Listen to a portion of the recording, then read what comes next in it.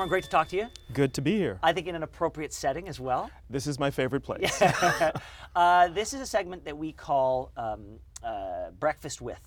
So what is your morning routine? I have a 10-year-old son, Tate, and I'm the one who does the morning with him. So I get him up. Sometimes that's not easy because he's beginning to hit that tween sleeping time. We have breakfast. I have to drag him out the door most days, but he's a big into basketball guy, and he's doing basketball at 8 o'clock every morning. So really? we're Dedicated out early. to it? Yeah. Dedicated. Wow, that's great. I'm the opposite. I spend time with my kids at the end of the day, and there've been those days where I have the morning off, and so I do wake up with them, and they can be a bit much in the morning. Oh yeah. Yeah. It's like you have to get their motors running. Yeah. You know, they're grumpy sometimes. And you're the one pushing them to get ready, Yeah. and I find I'm not built for that in the morning anymore. My mornings are quiet and they are focused, and being with them in the morning is anything but those two things. I get that when I'm traveling. Yeah. What is a typical workday for you? Because we talked right before the cameras went on, and I asked you, given where we are, beginning of the year, TIFF isn't for 9 months. Are you back at watching movies? And you said yes. Yeah, you know, I'm watching movies all the time. Part of it is, of course, it's a big chunk of the year when we're looking at movies for selection for the festival, but we're running the Lightbox here all year round, so we're also looking at movies to play here in the building at our Cinematheque or as new releases. And I'm also just catching up. You know, I see about 700 movies every year. I need to see everything. So 2 a day? On average, yeah. Wow. I mean, some days that might be 7, some days none, but yeah, on average 2 a day. Let's talk about the TIFF Lightbox, because it was a dream for a while. It's a dream realized. Has it been everything you've hoped it would be? Has it surprised you in any ways? Has it changed the festival in ways that you might not have anticipated? Yeah, you know, it's given us a home. I think that's really the main thing. You know, we moved the festival orbit down to the space around the Lightbox, down in King and John in Toronto, and that's really made a difference. It feels like there's a kind of an energy that we're the center of at the festival now. And then for the rest of the year, we're bringing people in for great movies that are playing. You know, right now we've got Uncut Gems playing at the Lightbox. We've got a great Cinematheque series of Martin Scorsese films, both his fiction films and now his documentaries as well. And all of those things are drawing audiences in. Just this past week, we brought back The Farewell, Lulu Wang's film, which was denied in the Oscar nominations, unfortunately. Awkwafina, of course, won at the Golden Globes, and we just thought our audience needs to see that again. People who hadn't had a chance to see it. So we're doing all of that kind of thing all year round. Let's talk about, in my other job at eTalk, we like to reference the evolution of the story of a film from TIFF to Oscar. Because in our opinion, in a lot of ways, a movie's run to Oscar begins here with a selection at TIFF, often. and sometimes with an award at TIFF. You know, this year, Jojo Rabbit had its world premiere, won the Audience Award. A lot of other North American premieres happened at TIFF, and we're seeing the fruits of a successful campaign with Oscar nominations. At what point do you sense excellence in these films? And do you ever have a hunch, this one's got legs, this one can make it to Oscar? You know, it actually starts right here in this room. This is our own screening room during the summer. We saw Jojo Rabbit here for the first time. We saw A Beautiful Day in the Neighborhood. We saw Knives Out. We saw Hustlers, which was a fun screening to see here. And the great thing about it is it's just a very small team that's watching them here. But these are a mix of film professionals and people who are just senior TIFF staffers who have just opinions about movies. And you begin to get a sense right away of if this movie is going to be one that will play months later, you know, at our festival and then also all through award season leading up to Oscar night. And when I saw Jojo Rabbit, I felt that. You know, what did you feel? You know, it was just the audacity of this movie, the risk that he was taking in telling the story set in the Nazi era, but making it a comedy, a satire, making it about hate, and connecting what happened back in World War II with what's happening with the rise of hate groups here now in the world. I think all of those things, it was a real high wire act, and you felt at the end, because I was kind of holding my breath, you know, sitting on the edge of my seat, and I felt like, oh, he pulled it off. He did it. I love when people defy expectation, and the fact Taika Waititi, I think surprised a lot of people with his deft touch in that.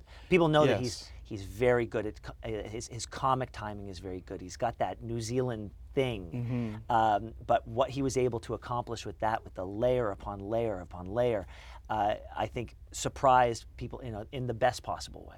Yeah, it's a personal story for him. He brings all of his comic skills to it. We've seen it with his TV and film work in the past, but it's personal. He is both Maori and Jewish, and I think he really he leaned into what it means to grow up feeling vulnerable because of hate, and I think he just did a beautiful job.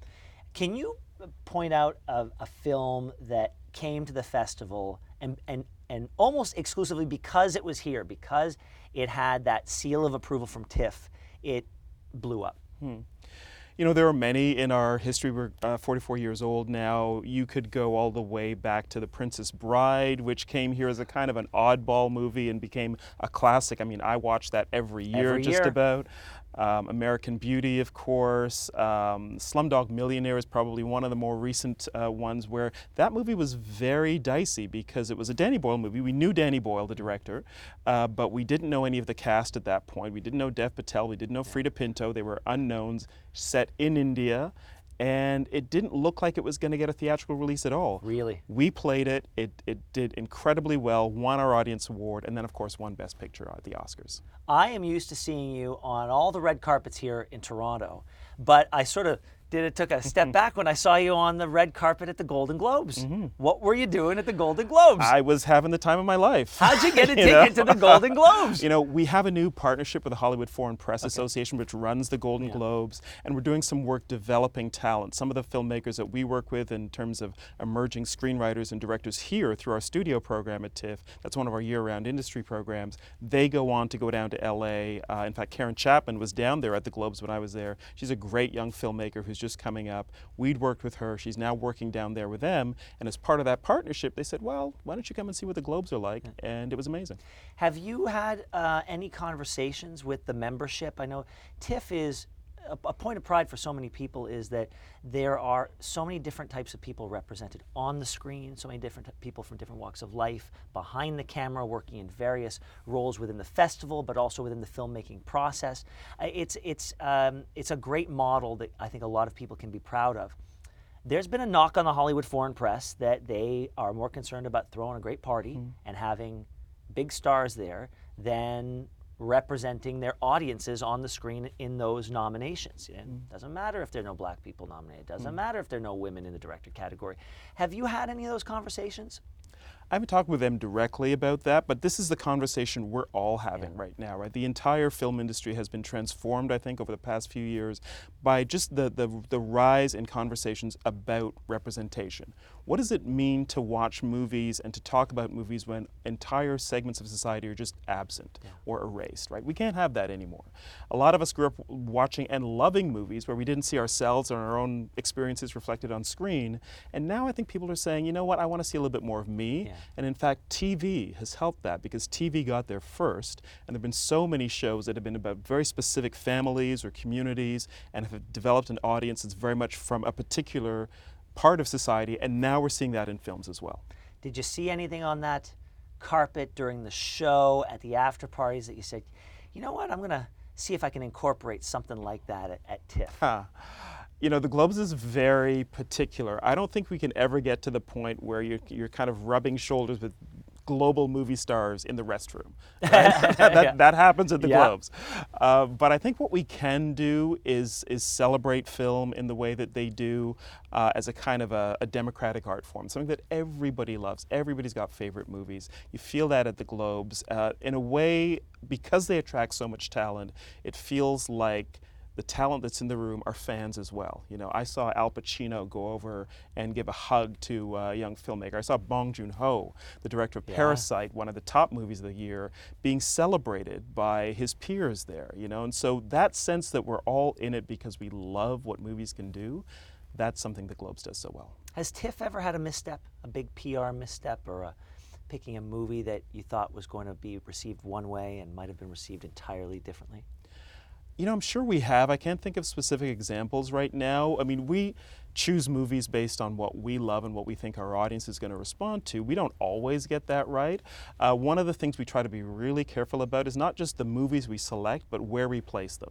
You know, we've got a range of programs and sections at the festival, from the galas, which are big red carpet movies, where you're going to have your J-Lo and your Brad Pitt and those kinds of big actors. But we've also got you know, experimental films, documentaries, new filmmakers, all kinds of things. And finding the right place for a film is really key. And sometimes you know, you're a bit more ambitious for the film than maybe the audience is ready for. But generally speaking, we try to get that right. So you've done the Golden Globes, and for the third time, you're going back to the Oscars. Correct. Okay, so you're one of the few people that we've talked to on this show who I'm sure has watched the Oscars at home and who has been to the actual show inside the Dolby Theater. Correct. And you too, man. No, I've been in the theater. Okay. I've been on the stage. I've been there for a number of reasons, and I'm obviously always on the carpet. Yeah. I've never been inside to watch the Oscars. What's more fun, watching it at home or watching it in the audience? Well, I have to say, I was there the year that both La La Land and Moonlight won Best were Picture. there for I was that. in the room for that. So that was historic. That was kind of something I'd never expected to see happen. But in the room, it was confusing because I was sitting in a section near the very back of the house, which was mostly populated by people who had worked on La La Land. So when that was announced, they were thrilled, they were celebrating, they were screaming. Then I didn't quite make out what was happening at first. And then slowly it begins to sink in. And those same people who were celebrating, suddenly they got quiet. Oh my God! Yeah. Well, the changes that they made needed to happen. I don't even think they went all as far as they needed to go, but we haven't had a problem yet. So we'll have to see. Let's go back to some of these, like this notion of not getting it right or striving to do better.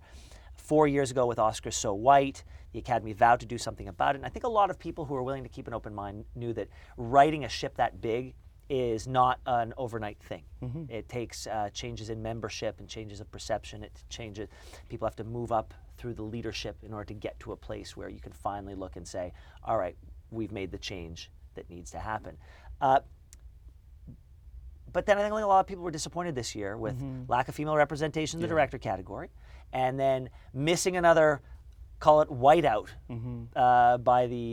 thanks to Cynthia Erivo. What do you think it is about this feeling of like one step forward, maybe one step back? Yeah. It would be nice to believe that the arc is bending towards justice. I think it is. I am optimistic generally, but I do think it's going to take time, and I think that the issues are complex, and there aren't simple issues. So, for instance, we saw some great movies directed by women this year. You know, Lorene Scafaria with Hustlers. Yeah. We saw Little Women, Greta Gerwig's movie. Clemency, a movie we're playing at the Lightbox by Chinonwe Chukwu. So many great films directed by women where both the directors, the writers, the actors in some cases, I think Alfre Woodard gave one of the top performances of the year, not recognized by the Oscars. It's not that the Academy voters are necessarily just sexist or racist, it is that they are used to watching a certain kind of movie as a big movie, as an important movie. And that's typically the conflict of a man against other men, typically, right? That's what we're used to. We all grew up on that. We all watched the same movies. We saw men go out and fight wars and fight each other and those big struggles. That's what the Academy typically rewards because it's just what we're used to. That's what has to change. When we get used to stories that are not that Little Women, for instance, why isn't that considered a big movie? Why isn't Clemency, where the emotions are big, where the moral struggle is big, why aren't those considered big Oscar movies? What, in your opinion, are some of the biggest, call them snubs or surprise disappointments this year at the Oscars? I mean, I have to say Jennifer Lopez. I don't think that woman gets enough respect as an actor. Yeah. We know she's a big star on the music stage.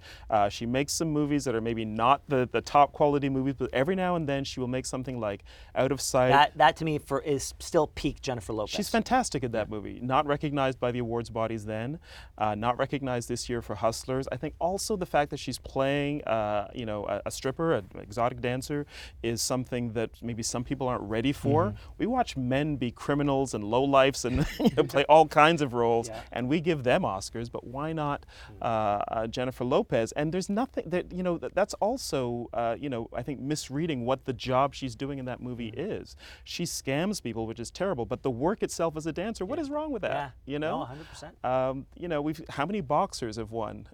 Actors playing boxers have won big awards. So it's just, I think there's there's a bit of a lag. People need to catch up with, I think, where the movies are and where the audiences are, and the rewards will come. So there were 9 Best Picture nominees, and I asked this of a number of people on our show. If you could slot in a 10th and final nomination for Best Picture. Ooh. One of the movies I absolutely loved this year, which is both completely entertaining and has got something to say, is Knives Out. Yeah. Ryan Johnson's movie, which premiered here at our festival, and he's been here before with many films. Opened our festival with Looper many years back. I know, I interviewed him in a movie theater. Oh, was that right? Yeah, really? I remember Okay. that. Yeah. And that movie is so smart. The script has got all these great twists to it. The cast is fantastic. And then it's actually got something to say about who we are right now and just those divisions based on income and background that we're seeing throughout society. It's a super smart movie, and I wish the Academy had recognized it. What is the biggest challenge for a festival like TIFF year after year in securing premieres, world premieres, North American premieres? Because it seems like in the lead up, in the summer, if you were someone who reads those trade newspapers, that there's this jockeying between various festivals. Sometimes a power play is laid down, and the hopes are dashed that a film will premiere at this festival, instead it premieres at another. Are those big challenges that you face year after year, and are they getting bigger? Someday there'll be a behind-the-scenes reality show or something about how film festivals are put together. I will not be participating in that, but it's dramatic sometimes. There's no doubt. There's a lot at stake in getting what you consider to be the top movies of the year, the top directors, the top actors, because we want to all deliver that for our audience. And we've got a lot of different people who expect that from us now, not just the popular audience, the general public here in Toronto who line up in droves to see movies at the festival, but all the media that attends, the industry that attends, the business that's done at the festival. That's all really important. So we work our butts off trying to deliver every year, and I think we do a great job every time out, but there are other festivals right in our immediate orbit, days before or days after us, that are doing the very same thing, and we have to compete. Is there ever, because I know sometimes when we go out and pitch ourselves for interviews, big interviews, we have to sort of sometimes explain our logic, why we think we're the right fit. Yeah. Do you ever do that? Because festivals have their own personality, they have their own energy, they have their own press corps. And I think back to Madonna's movie, W.E., that she premiered, I believe, at Venice. Correct. And then brought here. Yes. And a lot of people thought she would premiere here. And it got excoriated at Venice. And then the people really liked it here. Yes. But damage was already done. And I wonder if she had premiered it here to what I think would have probably been a more receptive, warmer audience, I wonder what the story of that film would have been moving forward. So do you guys ever pitch that sort of thing? Say, this is a type, we've seen your movie, and we think that our audience and the press here, it would be more receptive than if you go elsewhere. Yeah. We do that, absolutely. And I think the thing that everybody who brings movies here knows is that the Toronto audience is unique. There is no other festival in the world that has an audience that is this informed, this enthusiastic, this ready to receive a movie positively, generously. They're not here to hate your movie. Right. They're here to be amazed. They're fan films. Exactly. They're film fans, yes. There you go. But with every decision about what happens with a film, there are many different people involved, right? So while you may get a director or a producer or a studio executive who understands that take, you may have somebody else saying, but I had a great time last time I was at this other festival, or there's another reason for me to choose another event. And so all of those things have to be balanced out. We're talking sometimes to multiple people about the same movie, and you have to make the same case sometimes, and it can get complicated. How much is the timing of the festival, where it lands in the schedule, how much does that play into the success of TIFF? You know, this is one of those great happy accidents. I don't think when we started out in 1976 that people thought there was no Oscar season back then. Award season was not a thing in the 70s. It became that more recently. But we lucked out because that particular moment is when the summer movies are kind of winding down. Labor Day happens and people feel like, okay, let's watch something with some more substance now. And that's what has turned this time of year, September, into the beginning of award season. Those awards movies typically are released in the fall. They want a big launch at a festival before that, and then the campaign goes all the way up until February. So we're lucky that way. We're lucky in that we are in North America and close to LA, close to London and Paris, and where a lot of the big movies are coming from, but not in the US. I think that makes a difference too. So we're taking advantage of those lucky breaks. So after this next question, you can feel free to answer if you want as a blind item. Okay. All right. But what is the most outrageous behind-the-scenes story that you have from the festival? Oh man, okay, I'm gonna have to think about that. Outrageous. Something where you just say, I just can't, I'm holding on to this story. I'm gonna be dropping this story at cocktail parties for the rest of my life. And I'm supposed to tell you this with some cameras here right now? Blind item. Blind item, It could be a blind item if you like. All right. You know, I don't have just like one story that I would drop in that way, but I will say. Here's a scenario. Yeah. You need to leave a dinner party. And you need to leave it like right now. So you have one story. You're gonna go nuclear, and like George Costanza, you're gonna stand up and leave on a high note. Oh man, okay. I mean, I like a story that happened not long ago. It was the middle of the festival, and I had agreed to do a kind of a ride along with one of our sort of, you know, stakeholders, shall we say. I'll leave it at that. Sure, yeah.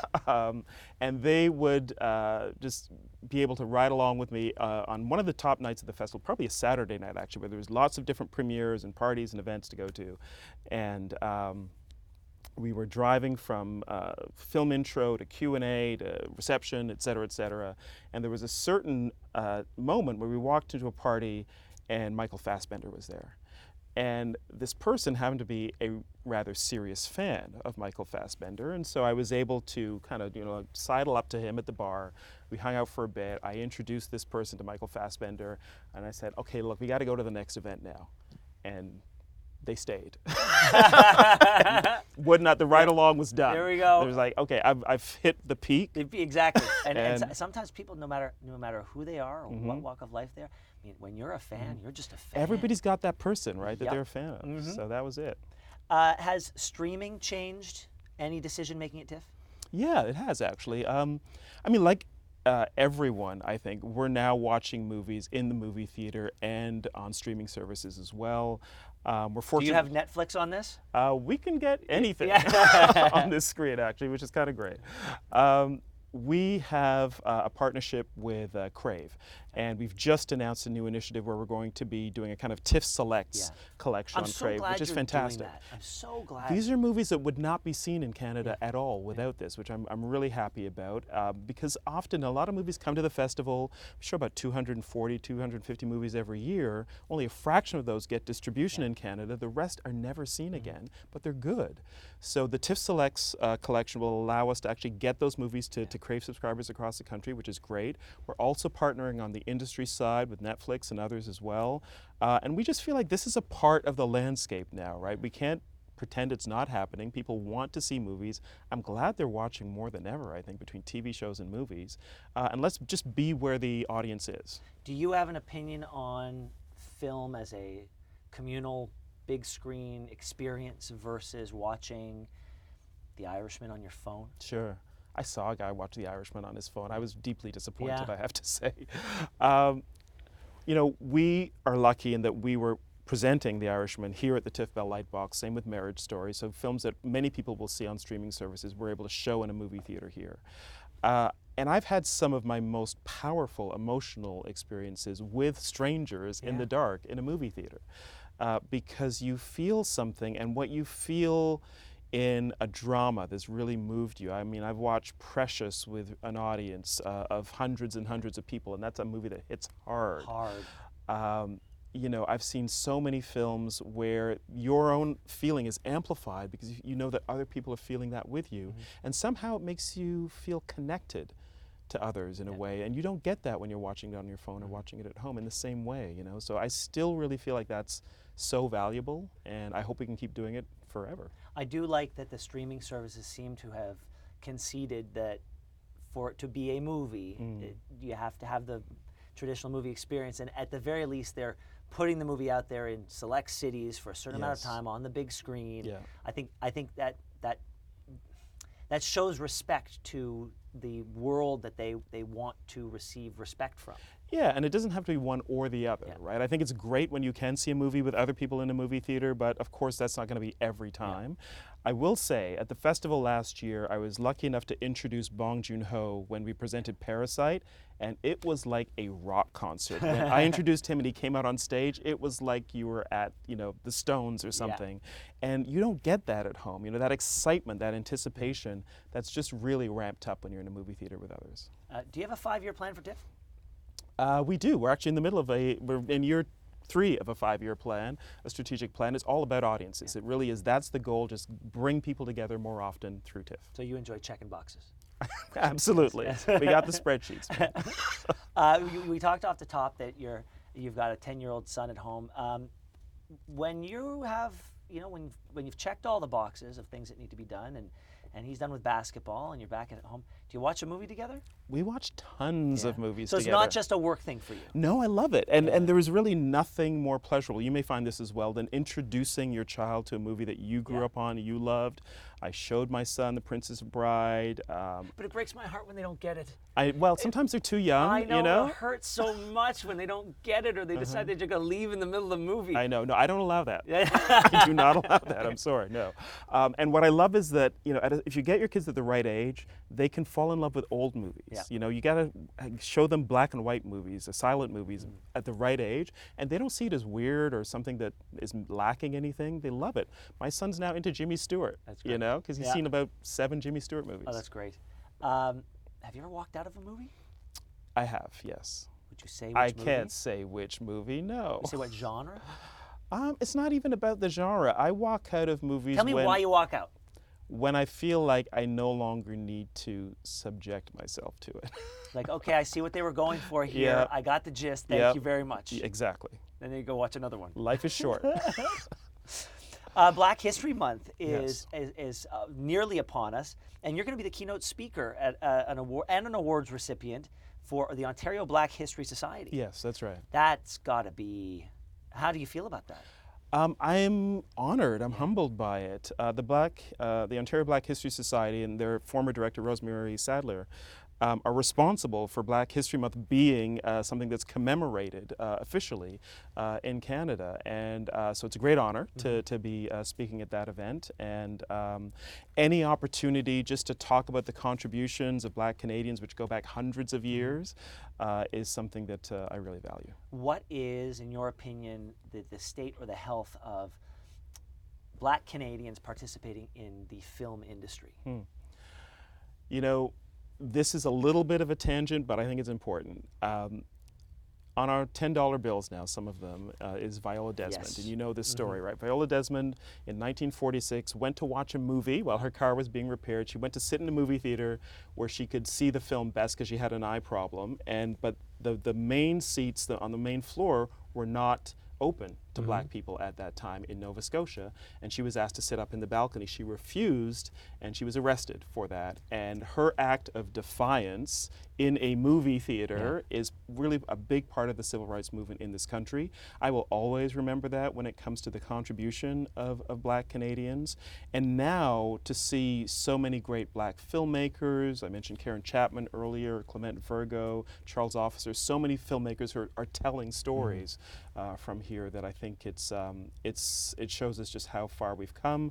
Of course, there's still some ways to go. I gotta tell you though, in that Viola Desmond story, you gotta credit the creativity of those racists, because they arrested her because the ticket in the balcony cost less than the ticket on the floor, and she was sitting on the floor, so they charged her with essentially sitting in a seat that was more expensive than what she actually paid for. Yeah. Like, by like a penny or something. yeah, no, It's that, ridiculous, but like you know. that yeah. is some creativity. Like, you Yeah. really got to want to You be a have to racist. work. Exactly. Exactly. Yeah. Okay, we're gonna move on to some fun stuff All right. because I know this has been laborious. So I asked you how many movies you watch a week. So I'm thinking about 30 Typically, on average, yeah. on average, 30 movies a week. Do you have an all-time favorite movie? I have.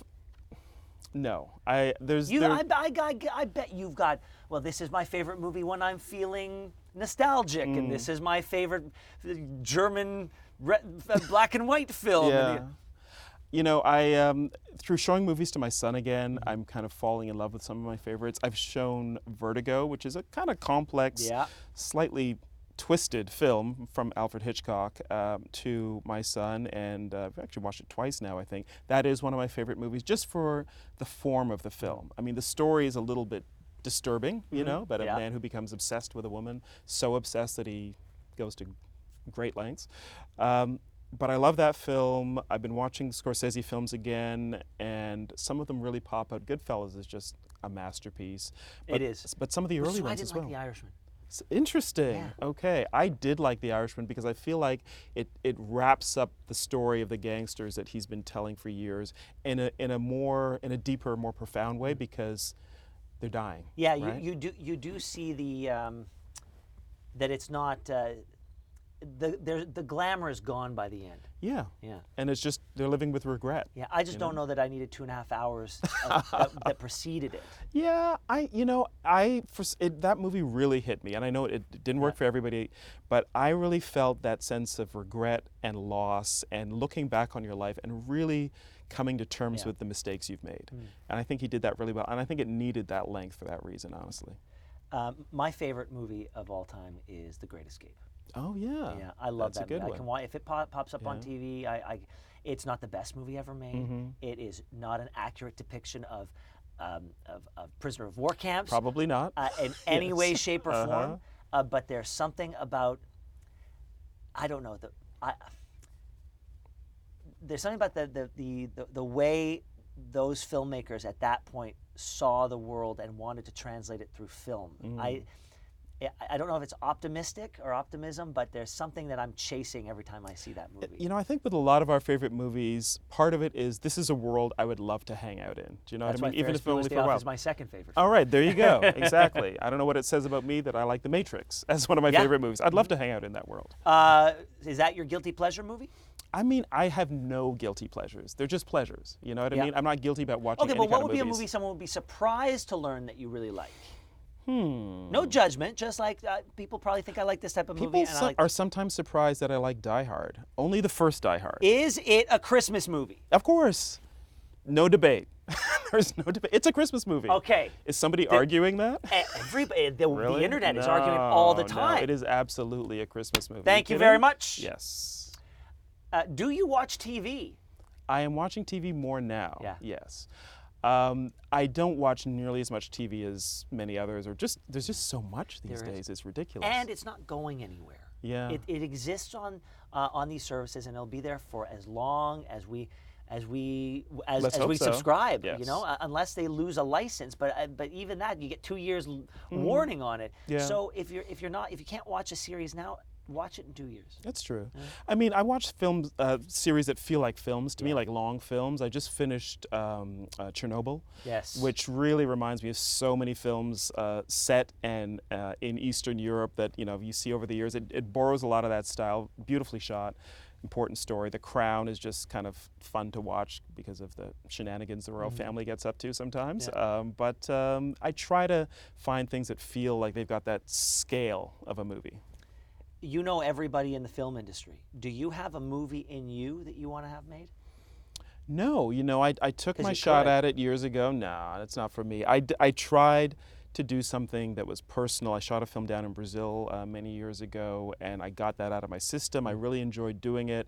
The most important thing about that for me was I understood on a deep level how hard it is to make a film. And what any artist goes through when you're just staring at a blank slate and you've just got to create something out of nothing. My last question, and it's probably my most important. What is your biggest pet peeve in a movie theater? Oh, okay. So what I really don't like is when people get up and come back in the middle of a movie. I just feel like if you're going to commit to that time, just stay. Do your business before, get your stuff, use the restroom, do all of that, and just sit and watch the movie, enjoy it. But when people, and when they're coming across, you know, you're in front of you and, oh, sorry, and you're kind of having to lean to see the film, just takes me right out of it. Yeah. I wish people wouldn't do that. With me, it's the cell phones. Oh, yeah. Yeah, check your messages later, man, or, Yes. leave the theater. Right. Just get up real quick and leave the theater. Yeah. I hate those people. Cameron, thank you so much. My pleasure. All Thank the you. best. Yeah, I'll let you get thanks. back to work. All right. Thanks, Ben. Appreciate it. Thanks for watching. If you like this, be sure to subscribe here, and you can check out more Your Morning videos right here.